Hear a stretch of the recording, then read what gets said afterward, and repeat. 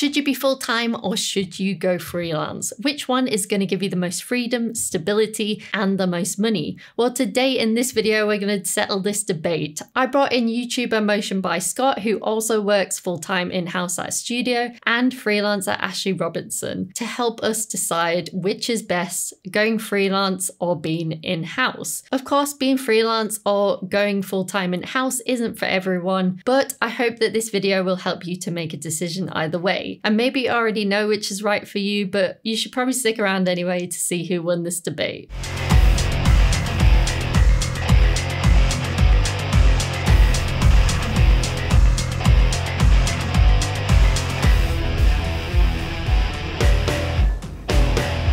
So guys, we have to start with our opening argument, which is why should you be freelance or why should you go in-house? And I'm going to start off with you, Scott. So give us your opening argument about why in-house is best. As a junior or mid-level, I think being full-time in a studio is very beneficial. The amount of support you can have around you, you can have people to sponge ideas off, knowledge off is the biggest one. I think a lot of people make a jump to freelance sometimes too soon. And in that sense, they don't get the knowledge from people who've been doing this 10, 15 years, 20 years even sometimes. You know, you'll have a mix of directors, art directors, senior people on the tools, and they might be senior artists, they might have a specialty, and then you get to learn from all of those people. So you kind of have someone to guide you in a way and pick out your faults, which I know sounds mean, but it's really good and it's really beneficial that someone can do that. And I think when you're freelance, you're kind of only relying on the client for feedback, and their idea of what might be good can be completely different to someone as a motion designer. Okay, a strong opening argument. Hayley, can you match that with why freelance is best? So I wasn't expecting Scott to hit us straight away with being able to learn from other people in person and get knowledge from them. I think that is a really good argument, especially for being in-house when you're first starting out. But also now we have a lot of resources online for learning and a lot of communities that can help you too. So I think that is a good argument for being freelance and being able to learn from other people as well. But in terms of just my opening arguments for freelancing, I think the most important thing is obviously you have more freedom, you have more flexibility and control over who you work with, over the types of projects that you do. And also, I think there's an awful lot more chance that you can make a lot more money when you're freelancing or running your own business, because one day maybe you want to start a studio and maybe you want to hire other people as well. But I'll talk a bit more about that later on. But I think for now, they're my opening arguments for freelancing. That was a very strong opening argument from both of you. So we're going to move on to the next one, which is which has more stability? Hayley, we'll start with you. So when it comes to freelancing and having more stability, unfortunately in our industry and in other industries, we've seen a lot of layoffs recently. And previously, I have nearly been made redundant twice. So I think the traditional argument of, yes, maybe being in-house and being at a studio does give you a bit more stability in terms of, you know when your next paycheck is coming and all of that kind of stuff. But in terms of, potentially knowing that you're going to have that work for a long time, I think an argument could be made for freelancing or running your own business, because you are actually more in control of that and you're more in control of where that revenue is coming from. And if you can see in the future, maybe a dip is coming, then you can kind of adjust your business in a way so that you can account for that. Whereas if all of a sudden your company unfortunately might decide to make you redundant, there isn't really much that you can do about that. So I think from a stability point of view, I like to think that I have control over my business, and I always think of having control in the way that I have like a quiet confidence now about running my business, because I've been doing it for such a long time. But I can see from if you're just starting out in motion design that maybe you wouldn't have that confidence yet, and having a full-time job can definitely help to give you more confidence and of course more stability as well. Okay, that was great. Not what I was expecting, actually. And also, when I read the script, I was like, why have you did this, Hayley? But that was a great argument.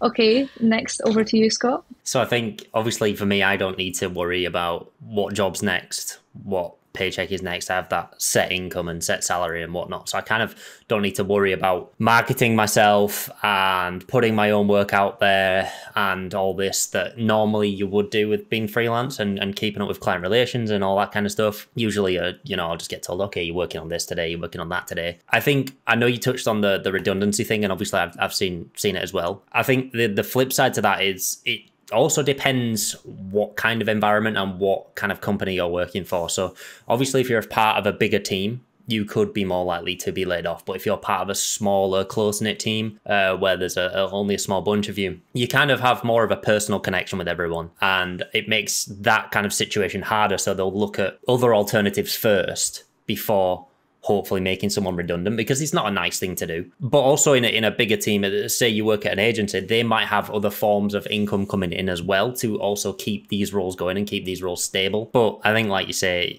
no one's ever truly stable. And I think that goes for full-time and freelance. I think freelance, in a bit of turmoil, you might have to prove yourself a bit more or show kind of there's going to be a bit more competition when there's not as many jobs available. And that's a more worrying factor for me personally. And I just like the kind of stability of knowing what I'm doing day to day. Okay, excellent. Well, with stability, of course, the next thing that comes is we have to talk about money. And my dog has just started dreaming. Let me move him because he can get pretty loud. Hold on. Those are great arguments for stability. Of course, nobody is truly stable, but with stability, we have to talk about money because that definitely feeds into it. So, Scott, in your opinion, which one helps you make more money? Now, this is depending, right? Okay, there's two arguments for this. I know Hayley will probably go down the route of, well, freelancers, unlimited potential and all this, which is true. But I think obviously in full time, you kind of work your way up and that's normal. You kind of have to start at the bottom. And I mean, when I started, my wage was not great whatsoever. And then you kind of could hit a cap and you kind of have to push past that point and prove that you're worthy of like doing more, or whether that's actually on the tools or whether that's kind of pushing yourself in more a direction standpoint and working up to that kind of being in charge of people kind of aspect of things. So you do kind of end up being a little capped in some respect. But as a freelancer, I think while you can charge more and you can earn more, you have to prove that you are actually worth that amount of money. And what is someone else going to get for that same price that you could be asking from someone else? And how do you weigh into that kind of price point? And I guess you kind of don't really know where the next money is coming from as well. So I know we already spoke on stability, but it kind of all links together, because the reason freelance is able to charge more is because usually you'll have less work throughout the year. So that kind of day rate might not be consistent. So you might not have 5 days a week constantly of, say, 300 a day. And while that would be ideal, and I mean immediately you're kind of earning, 6K a month if you're doing that, it's not typical. And although it's doable, I don't think it's typical representation of being a freelancer. And I think you do have like hit and miss points. And I know there's been times where people I know have not worked for a month, but because they've had that better day rate, the kind of salary averages out. Okay. Well, Hayley, over to you next. Scott had a lot to say there about freelancing, so I'm interested to hear your opinion. Some of what Scott was saying is true. You do have more expenses as a freelancer, and when you're running your own business, obviously you have to provide your own computer equipment, your own software, that kind of stuff. So that is one of the reasons why people charge more. And also it's important to mention, in some other countries, not in the UK, but like in the US, you might have to pay for your own healthcare and all of these kind of things, which, these are some of the reasons that freelancers do charge more for their time. I'm not sure that I agree with the argument that they charge more because the work is not going to be consistent, because I think although people probably do that and think, well, that's a good thing that I'm charging more, so it means that I can weather the times when I don't get as much work. But I think there is definitely a way that you can help yourself to bring in more consistent leads and consistent jobs, and that is by doing more consistent outreach and also having systems and processes in place in your business so that you can market yourself effectively over time, even when you're busy. This is really important. It's something that I talk a lot about in my courses as well, is even when you're busy, you should still be reaching out to potential clients, you should still be posting on social media and trying to create your outbound marketing strategy and also your inbound marketing strategy, which is when people come to you and people reach out to you as well. So by focusing on these things on a consistent basis, you can actually create consistent results in terms of getting client leads coming to you, which means that you can be more picky about the types of clients that you want to work with, and you can also make more money as well because you can keep raising your rates. If you've got more clients coming to you, you can say no to the ones that maybe are offering you a lower project fee or a lower rate. And then in terms of other things about making money as a freelancer, I think that because you decide how you charge, so you can either charge hourly, day rate, project fees, or even value-based pricing. By using some of these ways of charging, you can definitely open up higher fees and higher rates for yourself. So with value-based pricing, obviously you're charging the client based on their perceived value of the project. And yes, it is harder to do that, but I've got some videos, we'll pop them below this video, on how to do these kind of things. Also, another thing, when you're running your own business, obviously you can hire other people to help you. So then you're not exchanging your time for money, which obviously frees up more of your time, which means that you can actually make more money. So potentially you could hire more freelance animators and motion designers, or you can hire producers or maybe a new business person to bring in more work to you. So I think that these are kind of really good arguments about making more money as a freelancer because you're not always directly exchanging your time for money. Yeah, that is a pretty valid argument there. And I think, money can't buy you happiness, but it can buy you freedom. So moving on, Hayley, freelancing and freedom, what are your arguments for that? Yeah, so obviously running your business and working as a freelancer, it can be hard sometimes, but the biggest plus, and I think it's something that is on a lot of people's minds when they're thinking about going freelance, is having more freedom over your time, which I think is really exciting. And it's one of my favorite things about running my own business is that I can just, go out and maybe go for a coffee with a friend or do different things like that. And obviously when you first start out, I don't think you always have as much freedom because you're trying to figure out like who your best clients are. You're trying to figure out what your boundaries are with them. Maybe you're not always working remotely as well. So then you're going to have a little bit less freedom. But I think ultimately when you're freelance and running your own business, you can build a business to work for you and the life you want. So one of our students who is in our Course Balance Business Bootcamp, she actually takes a day off a week every single week so that she can be with her daughter. And I think she would find it tricky to find somewhere where she was working full time that would allow her to do that and also make similar, or if not even more money than she would if she was a job where she would have to work 4 days a week. You can also choose what kind of jobs you work on, who you work with, and also you can choose how you charge your clients as well. So I think there's an awful lot of freedom that you have when you're running your own business. And I feel like ultimately you can make it work for you in however you want. And yes, that might take a little bit of time, but there's definitely more opportunity for more freedom in general and also more freedom over your time. I think my personal favourite bits of freelancing is the freedom. So I'm glad that we're getting into the argument, and I am excited to hear Scott's perspective of freedom and being in-house. So Hayley made some good points about, obviously, you can kind of choose the days you work and whatnot, and your hours. But I know for me personally, and some other people might quite like being in a routine. And I know when my weekends are coming, I know when my days off are, and I can plan my social events around that. I know that I'll be working set hours and what hours I might be working. Now, obviously, some places might offer flexi time as well. So if you do have children or, need to take them anywhere or have an appointment, people will let you step out the office and do what you need to do. Hopefully you've got a nice team around you and some nice bosses and things. Now, I know Hayley really touched on the flexible, and you can have a day off when you want. And if anyone's like me or knows me, they will know I have a real problem switching off, which is something that I would really struggle with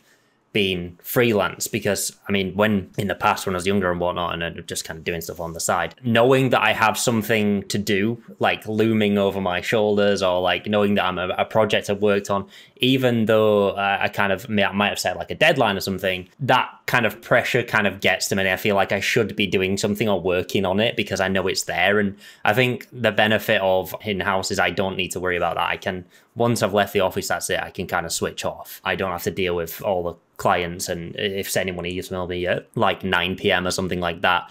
Where I know you can set boundaries and stuff, but me personally, I would be the type of person to respond and like be on it like at the minute later, like just replying, and I just, that for me is like a big problem, which is obviously a me problem, but I feel like a lot of creatives have a hard time switching off, and some people want like that creative outreach as well, so they might kind of switch to doing personal projects, and then it's kind of fitting time in for that as well, and you kind of just end up going for hours, and then you might not realize the time, and that's something that I definitely have a problem with. So these have been some absolutely great arguments, and I can feel the pull from both sides. Now, the lovely motion designers watching this are relying on you guys to help them make the decision on whether to go full-time or freelance. So we're going to jump into our closing arguments. Scott, I'm going to let you go first. So I very much think it is a personal decision, and you kind of need to weigh out where you kind of fit in both, or perhaps try both and see which you prefer. Personally, I've kind of dabbled in stuff when I didn't really know what I was doing, and that was probably not a great impression of the freelance world. But obviously, under guidance, and if you know what you're doing, you're probably going to have a better time. But I think as well, if you are very much starting your career, I would highly recommend being in the studio. But I'm not saying any studio. I think you need to kind of find one that will actually care about you, find one that will actually value as a person, and you can really learn off, because there is, unfortunately, some studios, some teams, some in-house like agencies, whatever you want to describe them as, who don't really care about their staff, and they will replace you the next day, and they wouldn't care if you left. But there's some where you'll have a great team and everyone will get on, and it's better than what's made out sometimes of working a 9 to 5. I think, you know, there is some great people out there, and there's some great studios who really want to help people and kind of progress their business, and their business is only going to get better by making their staff happy and making their staff better. And, you know, you can throw all the pizza parties you want to try and make up for a team that, you know, might have a bit of low morale, but ultimately if the management doesn't change or how they treat their staff doesn't change, it's probably not a nice place to work, and you can't cover that up with no amount of pizza.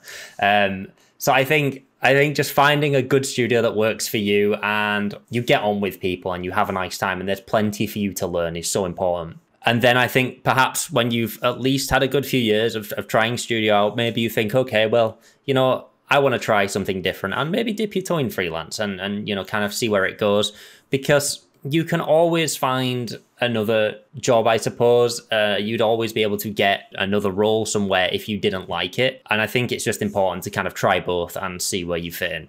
Okay, a strong closing argument, Hayley. Are you up for the challenge of taking that on for freelancing?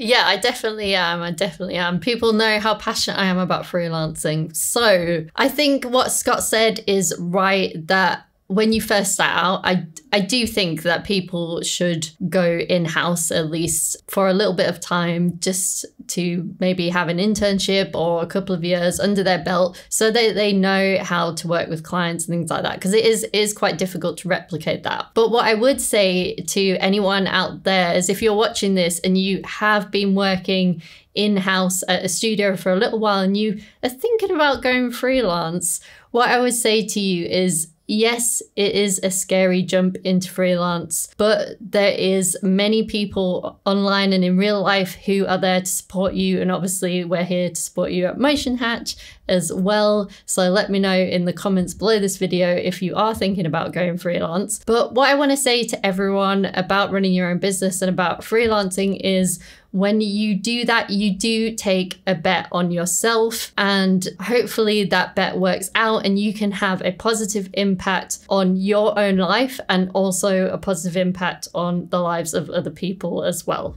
Oh, you were ready with that one. Absolutely. It's decision time. I feel like we need like some lights to come down, a little dun, dun, dun. Okay, so for scoring, I have chosen a winner for each category. So for the opening argument, we are starting strong, and I have voted Scott as the winner of the opening arguments. For stability, you guys were actually tied. You both gave very, very, very good arguments for stability. For the money cannot buy you happiness, but it does make the world go round. And I've given that to Hayley. She has won that one because as a freelancer myself, coming from being in-house, I have to agree with everything that Hayley said about how that if you can scale that business up to make as much money as you want. For the freedom, I am also giving that to Hayley. Congratulations, we're on a roll. Yes, absolutely. The freedom of freelancing is just, you know, like you were saying with your client, to can take time off. I think people like that who need that kind of freedom would really struggle to get that in-house. So that's why you have won that, Hayley. And for the closing arguments, so currently Hayley is at 3. Scott, you are at 2. So it could all come down to this. It could be a tiebreaker. Who knows? Unfortunately, it's not. It goes to Hayley. Yeah, your closing argument. You're absolutely in there. Yes, you nailed it. You had clearly thought about that closing argument. Unfortunately, as a freelancer, I'm so sorry, Scott, but you've not convinced me to go in-house. I'm sticking with the freelancer life, and hopefully some other people watching this video, all the motion designers out there, will feel the same. Well, I'm not saying that this was biased from the start, but it is on the Motion Hatch channel, and I am competing against 2 freelancers. Just remember that. It was doomed from the start. So maybe you figured out that you want to go freelance, or you're at least curious to know what the next steps are. Well, you should watch this video next, where I teach you how I would get freelance clients if I was starting from zero.